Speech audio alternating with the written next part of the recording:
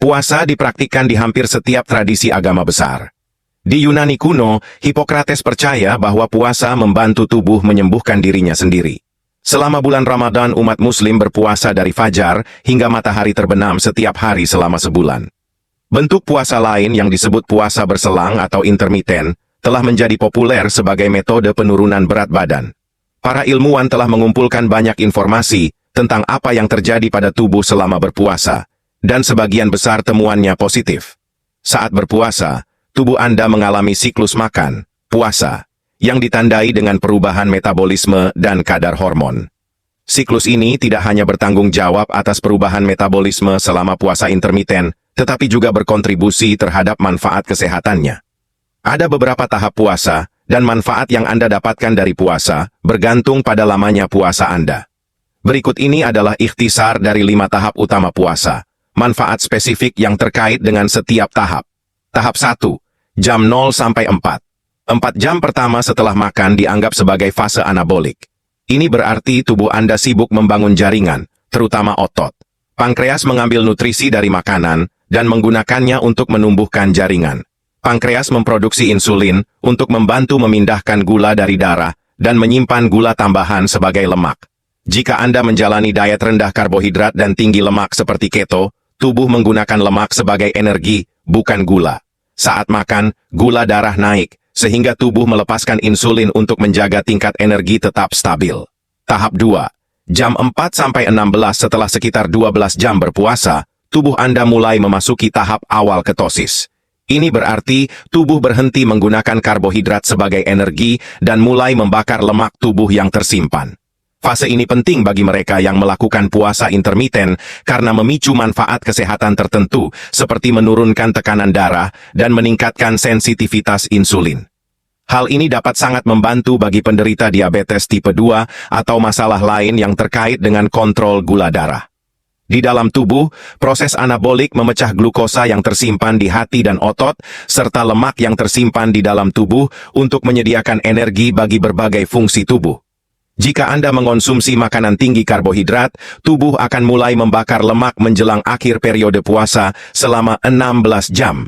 Namun, jika Anda mengonsumsi makanan rendah karbohidrat dan tinggi lemak, tubuh Anda sudah berada dalam kondisi ketogenik. Dalam kasus ini, tahap 2 akan berfungsi untuk meningkatkan kondisi ketogenik ini.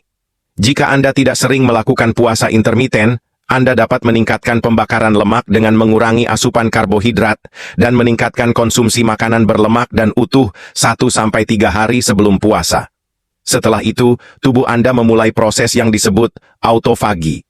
Autofagi berarti memakan diri sendiri dan merupakan proses seluler yang bertanggung jawab untuk memperbaiki dan memperbarui sel.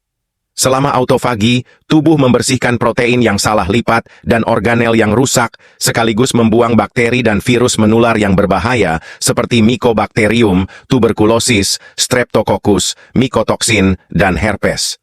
Tahap 3, jam 16-24 adalah fase pembakaran lemak dan autofagi utama Anda. Tubuh kebanyakan orang akan benar-benar kehabisan energi dari makanan, glikogen Anda akan habis, dan metabolisme Anda akan beralih ke ketosis. Selama periode ini, enzim penginderaan energi yang disebut AMPK terpicu sepenuhnya, mengaktifkan ekspresi gen yang mendorong lebih banyak autofagi. Penelitian tentang puasa 24 jam telah menunjukkan bahwa puasa dapat meningkatkan kadar hormon pertumbuhan manusia, HGH, secara signifikan.